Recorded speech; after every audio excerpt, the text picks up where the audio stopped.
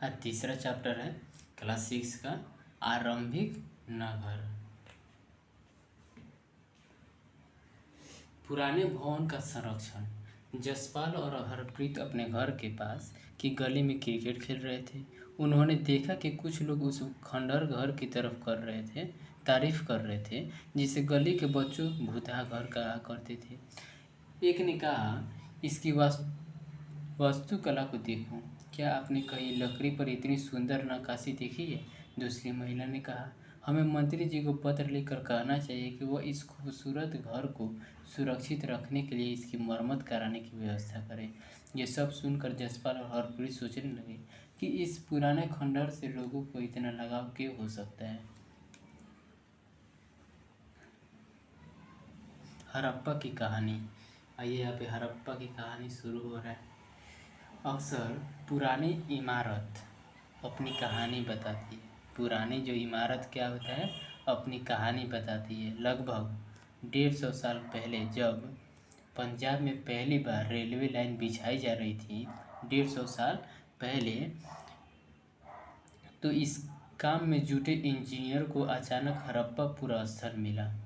पंजाब में है हड़प्पा पुरास्थल मिला जो आधुनिक पाकिस्तान में है। उन्होंने सोचा कि ये एक ऐसा खंडहर है जहाँ से अच्छी ईंटें मिलेंगी। ये सोचकर वे हड़प्पा के खंडहरों से हजारों ईंटें उखाड़ ले गए, जिससे उन्होंने रेलवे लाइनें बिछाई। इसी से कई इमारतें पूरी तरह नष्ट हो गई। उसके बाद लगभग 80 साल पहले पुरातत्वविदों ने इस स्थान को ढूंढना और तब पता चला कि ये खंडहर उपमहाद्वीप के सबसे पुराने शहर में से एक है। ये खंडहर जो है इस उपमहाद्वीप के सबसे पुराने खंडहर में से एक है, पुराने शहरों में से एक है। चूँकि इस नगर की खोज सबसे पहले हुई थी चूँकि इसी नगर की खोज सबसे पहले हुई थी, इसीलिए बाद में मिलने वाले इस तरह के सभी पुरास्थलों में जो इमारतें और चीज़ें मिली उन्हें हड़प्पा सभ्यता की इमारतें कहा गया। सबसे पहले क्या खोजा गया था, यही हड़प्पा, ठीक, हड़प्पा सभ्यता की इमारतें कहा गया। इन शहरों का निर्माण लगभग 4700 साल पहले हुआ था। इन शहर का निर्माण कितना दिन पहले हुआ था? 4700 साल पहले हुआ था। प्रायः पुरानी इमारतों को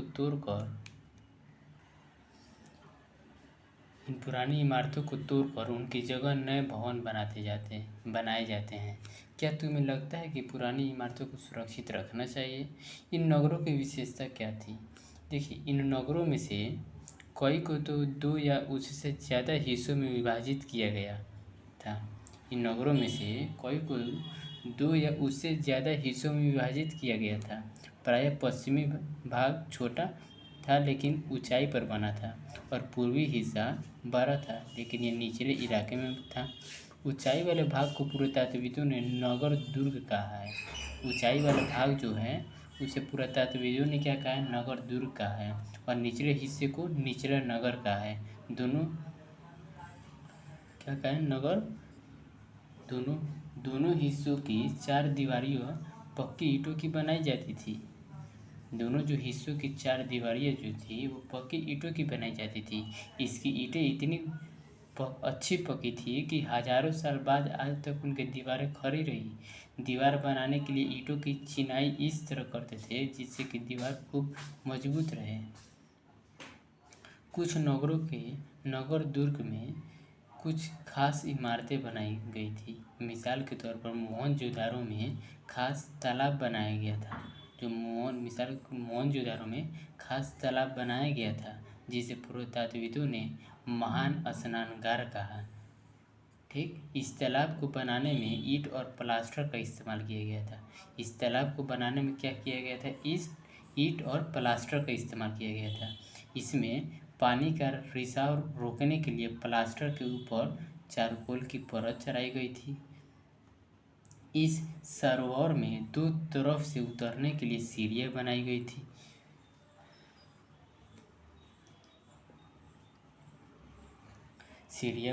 थी।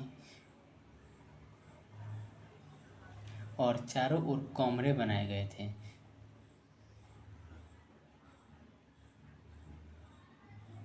उपयोग के बाद इसे चारों तरफ कमरे बनाए गए थे। इसमें भरने के लिए पानी कुएं से निकाला जाता था। उपयोग के बाद इसे खाली कर दिया जाता था। शायद यह विशिष्ट नागरिक विशेष अवसरों पर स्नान किया करते थे। कालीबंगा और लोथल जैसे अन्य नगरों में अग्निकुंड मिले हैं। कालीबंगा और लोथल जैसे अन्य नगरों में अग्निकुंड मिले हैं, जहाँ संभवतः यज्ञ किए जाते होंगे। क्या किए जाते होंगे? यज्ञ किए जाते होंगे। हड़प्पा, मोहनजोदारो और लोथल जैसे कुछ नगरों में बड़े बड़े भंडार गृह भी मिले हैं। क्या मिले? भंडार गृह भी मिले हैं। ये नगर जो आधुनिक पाकिस्तान के पंजाब और सिंध प्रांतों, भारत के गुजरात और राजस्थान, हरियाणा और पंजाब प्रांतों में मिले हैं। इन सभी स्थलों से पुरातत्वविदों को अनोखी वस्तुएं मिली है, जैसे मिट्टी के लाल बर्तन जिन पर काले रंग के चित्र बने थे, पत्थर के बाट, मुहरे, मनके, तांबे के उपकरण और पत्थर के लंबे ब्लेड आदि मिले हुए हैं।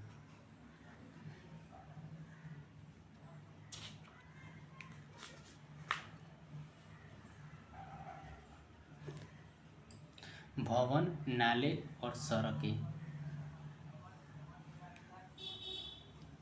ये महान स्नानघर है। इन नगरों के घर आमतौर पर 1 या 2 मंजिले होते थे। घर के आंगन के चारों ओर कमरे बनाए जाते थे। अधिकांश घरों में एक अलग स्नानघर होता था और कुछ घरों में कुएं भी होते थे। कई नगरों में ढके हुए नाले थे। उन्हें सावधानी से सीधी लाइन में बनाया जाता था। हर नाली में हल्की ढलान होती थी ताकि पानी आसानी से बह सके। अक्सर घरों की नलियों का सड़कों की नलियों से जोड़ दिया जाता था, जो बाद में बड़े नालों में मिल जाती थी। नालों के ढके होने के कारण उनमें जगह जगह पर मेन होल बनाए गए थे, जिनके जरिए इनकी देखभाल और सफाई की जा सके। घर, नाले और सड़कों का निर्माण योजनाबद्ध तरीके से एक साथ ही किया जाता था।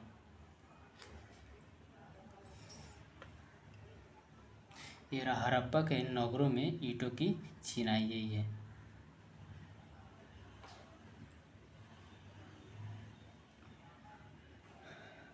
देखिए, नगरीय जीवन। हड़प्पा के नगरों में बड़ी हलचल रहा करती होगी। यहाँ पर ऐसे लोग रहते होंगे जो नगर की खास इमारतें बनाने की योजना में जुटे रहते थे। ये संभवतः यहाँ के शासक थे। यह भी संभव है कि ये शासक लोगों को भेजकर दूर दूर से धातु, बहुमूल्य पत्थर और अन्य उपयोगी चीज़ें मंगवाते थे। शायद शासक लोग खूबसूरत मनकों तथा सोने चांदी से बने आभूषणों को जैसी कीमती चीज़ों को अपने पास रखते होंगे। इन नगरों में लिपिक भी होते थे। जो मुहरों पर तो लिखते ही थे। इन नगरों में क्या होते थे? लिपिक भी होते थे, जो मुहरों पर तो लिखते ही थे और शायद इन्हीं चीज़ों पर भी लिखते होंगे जो बच नहीं पाई है। शायद अन्य चीज़ों पर भी लिखते होंगे जो बच नहीं पाई है। इसके अलावा नगरों में शिल्पकार स्त्री पुरुष भी रहते थे। ये नगर में क्या रहते थे? स्त्री पुरुष शिल्पकार भी रहते थे, जो अपने घरों या किसी उद्योग स्थल पर तरह तरह की चीज़ें बनाते होंगे। लोग लंबी यात्राएं भी करते थे और वहाँ से उपयोगी वस्तुएं लाते थे और साथ ही लाते थे सुदूर देशों के किस्से, कहानियाँ। मिट्टी से बने कई खिलौने भी मिले हैं जिनसे बच्चे खेलते होंगे।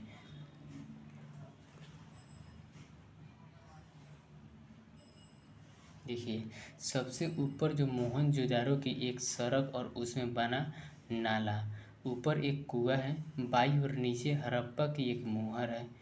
इस मुहर के ऊपर के चिन्ह एक खास लिपि में है। उपमहाद्वीप में पाए गए लेखन का ये प्राचीनतम उदाहरण है। विद्वानों ने इसे पढ़ने की कोशिश की है, लेकिन अभी तक ये पता नहीं चल पाया कि इसका अर्थ क्या है। दाई और नीचे जो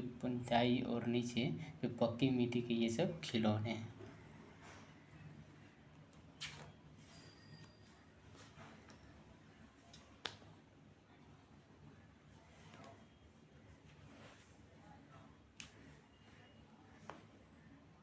देखिए, नगर और नए शिल्प।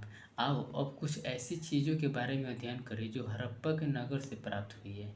पुरातत्वविदों को जो चीज़ें वहाँ मिली है उनमें अधिकतर पत्थर है। क्या मिले हैं? पत्थर मिले हैं, शंख मिले हैं, तांबे मिले हैं, कांसे, सोने, चांदी जैसे धातु से बनाई गई थी। उनमें अधिकतर पत्थर, शंख, तांबे, कांसे, सोने और चांदी जैसी धातु से बनाई गई थी। तांबे और कांसे से औजार, हथियार, गहने और तांबे और कांसे से क्या? तांबे और कांसे से वहाँ पे औजार बनाए जाते थे, हथियार, गहने और बर्तन बनाए जाते थे। सोने और चांदी से गहने और बर्तन बनाए जाते थे। सोने और चांदी से वहाँ पे क्या बनाए जाते थे? गहने और बर्तन बनाए जाते थे। यहाँ मिली सबसे आकर्षक वस्तु में मनके, बाट और फलक है।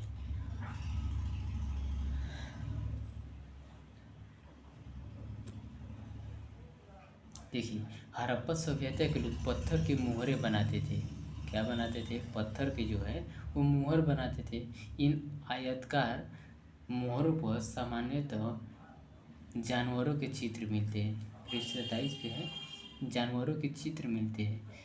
हड़प्पा सभ्यता के लोग काले रंग से डिजाइन किए हुए खूबसूरत लाल मिट्टी के बर्तन बनाते थे। हड़प्पा के लोग क्या बनाते हैं?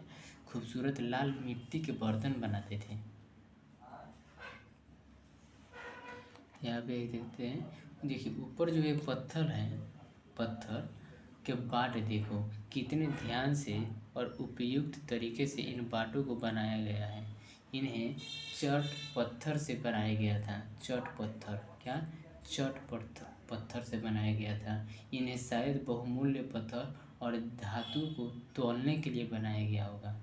बहुमूल्य पत्थर और धातुओं को तौलने के लिए बनाया गया होगा।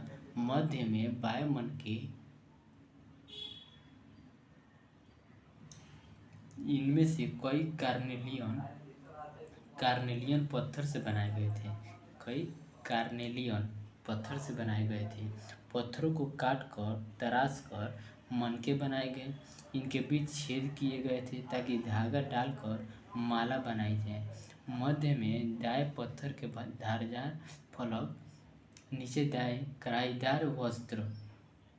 एक महत्वपूर्ण व्यक्ति की पत्थर से बनी मूर्ति जो मोहनजोदाड़ो से मिली थी, इसमें इसे कढ़ाई वस्त्र पहने दिखाया गया है। यही है। देखिए, संभवतः 7,000 साल पहले मेहरगढ़ में कपास की खेती होती थी।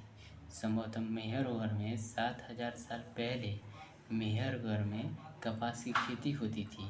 मोहनजोदाड़ो से कपड़े के टुकड़े के अवशेष, चांदी के एक फूलदान के ढक्कन तथा कुछ अन्य तांबे की वस्तुओं से चिपके हुए मिले हैं। मोहनजोदाड़ो में कपड़े से टुकड़ों के अवशेष मिले हुए, चांदी के एक फूलदान, ढक्कन तथा कुछ अन्य तांबे की वस्तुओं से चिपके हुए मिले हैं। पक्की मिट्टी तथा फेनस से बनी तकलियाँ शुद्ध कताई का संकेत देती है।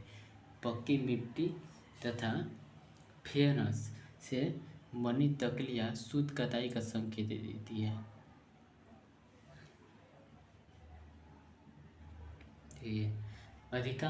इनमें से अधिकांश वस्तु का निर्माण विशेषज्ञों ने किया था। विशेषज्ञ उसे कहते हैं जो किसी खास चीज़ों को बनाने के लिए खास प्रशिक्षण लेते हैं, जैसे पत्थर तराशना, मनके चमकाना या फिर मुहरों पर पच्चीकारी करना आदि। पृष्ठ 28 पे देखो चित्र की एक मूर्ति का चेहरा कितने आकर्षक ढंग से बनाया गया है और उसकी तारीख कितनी अच्छी तरह दर्शाई गई है। यही है ये वाला कितना किया गया है। दर्शाई गई है। यह किसी विशेषज्ञ मूर्तिकार का ही काम हो सकता है, हर व्यक्ति विशेषज्ञ नहीं हो सकता था। हमें ये पता नहीं है कि क्या सिर्फ पुरुष ही ऐसे कामों में प्रशिक्षण हासिल करते थे या फिर केवल महिलाएं ही। शायद कुछ महिलाएं और पुरुष दोनों ही काम में दक्ष थे।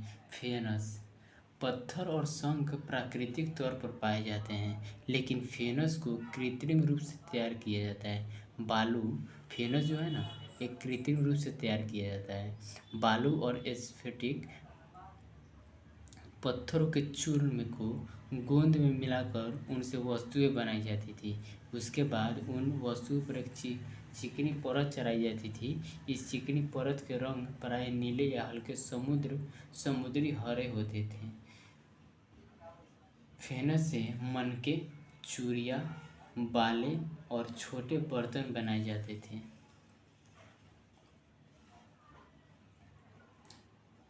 कच्चे माल की खोज में, देखिए कच्चा माल उन पदार्थों को कहते हैं जो या तो प्राकृतिक रूप से मिलते हैं या फिर किसान या पशुपालक उनका उत्पादन करते हैं, जैसे कि लकड़ी या धातु के अयस्क प्राकृतिक रूप से उपलब्ध कच्चे माल हैं। लकड़ी या धातु के अयस्क प्राकृतिक रूप से उपलब्ध कच्चे माल हैं। इनसे फिर कई तरह की चीज़ें बनाई जाती हैं।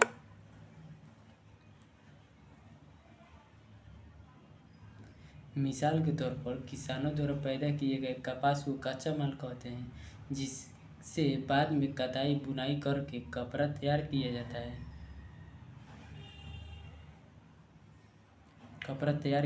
है। हड़प्पा के लोगों को कई चीज़ें वही मिलती थी, लेकिन तांबा, लोहा, सोना, चांदी और बहुमूल्य पत्थर जैसे पत्थरों को वे दूर दूर से आयात करते थे।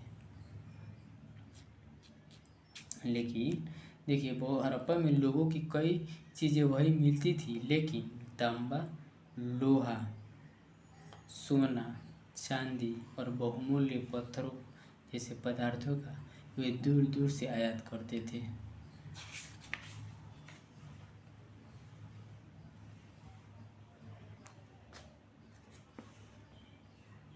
देखिए, हड़प्पा के लोग तांबे का आयात संभवतः आज के राजस्थान से करते थे। हड़प्पा जो तांबे का जो आयात होता था वो राजस्थान से होता था। यहाँ तक कि पश्चिम एशियाई देश ओमान से भी तांबे का आयात किया जाता था। ओमान से भी कांसा बनाने के लिए तांबे के साथ मिलाई जाने वाली धातु टीन का आयात आधुनिक ईरान और अफ़गानिस्तान से किया जाता था। जो टीन है वो ईरान से और अफ़गानिस्तान से किया जाता था। सोने का आयात आधुनिक कर्नाटक और बहुमूल्य पत्थर जो है आयात गुजरात, ईरान और अफ़गानिस्तान से किया जाता था। नगरों में रहने वाले के लिए भोजन, देखिए लोग नगरों के अलावा गांव में भी रहते थे। वे अनाज उगाते थे और जानवर पालते थे। किसान और चरवाहे ही शहरों में रहने वाले शासकों, लेखकों और दस्तकारों को खाने के सामान देते थे। पौधों के अवशेषों से पता चलता है कि हड़प्पा के लोग गेहूँ, जौ, दालें, मटर, धान, तिल और सरसों उगाते थे। जमीन की जुताई के लिए हल का प्रयोग एक नई बात थी। हड़प्पा काल के हल तो नहीं बच पाए हैं क्योंकि वे प्रायः लकड़ी से बनाए जाते थे, लेकिन हल के आकार के खिलौने मिले हैं। इस क्षेत्र में बारिश कम होती है, इसलिए सिंचाई के लिए लोगों ने कुछ तरीके अपनाए होंगे। संभवतः पानी को संचय किया जाता होगा और ज़रूरत पड़ने पर उससे फसलों की सिंचाई की जाती होगी। हड़प्पा के लोग गाय, भैंस, भेड़, बकरियां पालते थे। बस्तियों के आसपास तालाब और चारागाह होते थे। बस्तियों के आसपास क्या होते थे? तालाब और चारागाह होते थे, लेकिन सूखे महीनों में मवेशियों के झुंडों को चारा पानी की तलाश में दूर दूर तक ले जाया जाता था। ठीक, वे बेर जैसे फलों का इकट्ठा करते थे। क्या? बेर जैसे फलों का इकट्ठा करते थे और मछलियाँ पकड़ते थे और हिरन जैसे जानवरों का शिकार भी करते थे। हिरन जैसे जानवरों का शिकार करते थे। गुजरात में हड़प्पा कालीन नगर का सूक्ष्म निरीक्षण। गुजरात में, ठीक, कच्छ के इलाके में खदीर बेत के किनारे धौलावीरा नगर बसा था। कच्छ के इलाके में खदीर बेत के किनारे धौलावीरा नगर बसा था। वहाँ साफ पानी मिलता था और जमीन उपजाऊ थी। जहाँ हड़प्पा सभ्यता के कई नगर 2 भागों में विभक्त थे, वही धौलावीरा को 3 भागों में बांटा गया था। धौलावीरा को कितना भागों में बांटा गया था? वही धौलावीरा को हड़प्पा को 2 भागों में बांटा गया था और धौलावीरा नगर को 3 भागों में बांटा गया था। इसके हर हिस्से के चारों ओर पत्थर की ऊंची ऊंची दीवारें बनाई गई थी। इसके अंदर जाने के लिए बड़े बड़े प्रवेश द्वार थे। इसे नगर में एक खुला मैदानी भी था जहाँ सार्वजनिक कार्यक्रम आयोजित किए जाते थे। यहाँ मिले कुछ अवशेषों में हड़प्पा लिपि के बड़े बड़े अक्षरों को पत्थर में खुदा पाया गया है। इन अभिलेखों को संभवतः लकड़ी में जला गया था। इन अभिलेखों को लकड़ी में जला गया था। यह एक अनोखा अवशेष है क्योंकि आमतौर पर हड़प्पा के लेख मुहर जैसी छोटी वस्तुओं पर पाए जाते हैं। क्योंकि आमतौर पर जो हड़प्पा के जो लेख जो छोटी वस्तुओं पर पाए जाते हैं। गुजरात की खंभात की खाड़ी में मिलने वाली साबरमती की एक उपनदी के किनारे बसा लोथल नगर ऐसे स्थान पर बसा था। देखिए, गुजरात की खंभात की खाड़ी में मिलने वाली साबरमती की एक उपनदी के किनारे नदी के किनारे बसा लोथल नगर ऐसे स्थान पर बसा था जहाँ कीमती पत्थर जैसे कच्चा माल आसानी से मिल जाता था। यह पत्थरों, शंख और धातुओं से बनाई गई चीज़ों को एक महत्वपूर्ण केंद्र था। यह पत्थर, शंख और धातुओं से बनाई गई चीज़ों का यह एक महत्वपूर्ण केंद्र था। इस नगर में एक भंडार गृह भी था। इसमें क्या था? एक भंडार गृह भी था और इस भंडार गृह से कई मुहरे और मुद्रांकन और मुहर बंदी गीली मिट्टी पर दबाने से बनी उनकी छाप मिले हैं। देखिए, लोथल का बंदरगाह, यह बड़ा तालाब लोथल का बंदरगाह रहा होगा।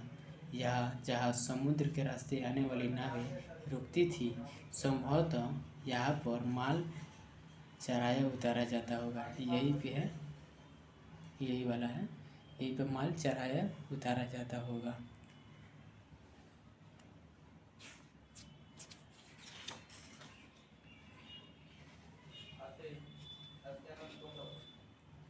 यहाँ पर एक इमारत मिली है जहाँ संभवतः मनके बनाने का काम होता था। पत्थर के टुकड़े और अधबने मनके बनाने वाले उपकरण और तैयार मनके भी यहाँ मिले। मुद्रा मुहर होता है और मुद्रांकन या मुहर बंदी। मुहरों का प्रयोग सामान से भरे उन डिब्बों या थैलों को चिन्हित करने के लिए किया जाता होगा जिन्हें एक जगह से दूसरी जगह भेजा जाता था। थैलों की बंद करने के बाद इनके मुहरों पर गीली मिट्टी पोतकर उन पर मुहर लगाई जाती थी। मुहर की छापे को मुहर बंदी कहते हैं। मुहर की जो छाप हो जाता है उसको मुहर बंदी कहते हैं। अगर यह छाप टूटी हुई नहीं होती थी तो ये साबित हो जाता था कि सामान के साथ छेड़छाड़ नहीं हुई है। देखिए, सभ्यता के अंत का रहस्य लगभग 39 साल पहले एक बड़ा बदलाव देखने को मिलता है। 3900 साल पहले अचानक लोगों ने इन नगरों को छोड़ दिया। लेखन, मुहर और बाटों का प्रयोग बंद हो गया और दूर दूर से कच्चे माल का आयात काफ़ी कम हो गया। मोहनजोदाड़ो में सड़कों पर कचरे के ढेर बनने लगे। मोहनजोदाड़ो में सड़कों पर कचरे के ढेर बनने लगे। जल निकास प्रणाली नष्ट हो गई और सड़कों पर ही जोगीनुमा घर बनाए जाने लगे। सड़कों पर ही जोगीनुमा घर बनाए जाने लगे। ये सब क्या हुआ कुछ पता नहीं। कुछ विद्वानों का कहना है कि नदियाँ सूख गई थी, अन्य का कहना है कि जंगलों का विनाश हो गया था। इसका कारण ये हो सकता है कि ईंटें पकाने के लिए ईंधन की ज़रूरत पड़ती थी। इसके अलावा मवेशियों के बड़े बड़े झुंडों से चारागाह और घास वाले मैदान समाप्त हो गए होंगे। कुछ इलाकों में बाढ़ आ गई, लेकिन इन कारणों से ये स्पष्ट नहीं हो पाता है कि सभी नगरों का अंत कैसे हो गया, क्योंकि बाढ़ और नदियों के सूखने का असर कुछ ही इलाकों में हुआ होगा। ऐसा लगता है कि शासकों का नियंत्रण समाप्त हो गया। जो भी हुआ हो, परिवर्तन का असर बिल्कुल साफ दिखाई देता है। आधुनिक पाकिस्तान के सिंध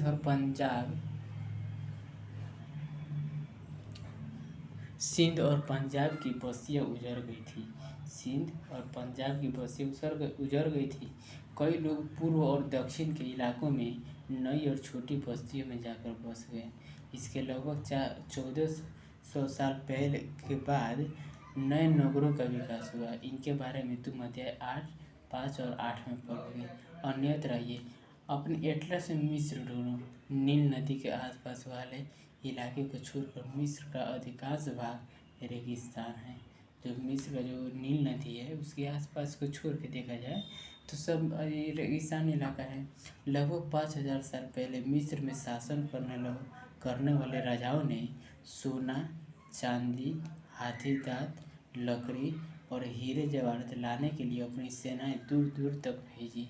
उन्होंने बड़े बड़े मकबरे बनवाए जिन्हें पिरामिड कहते हैं। पिरामिड के नाम से जाना जाता है।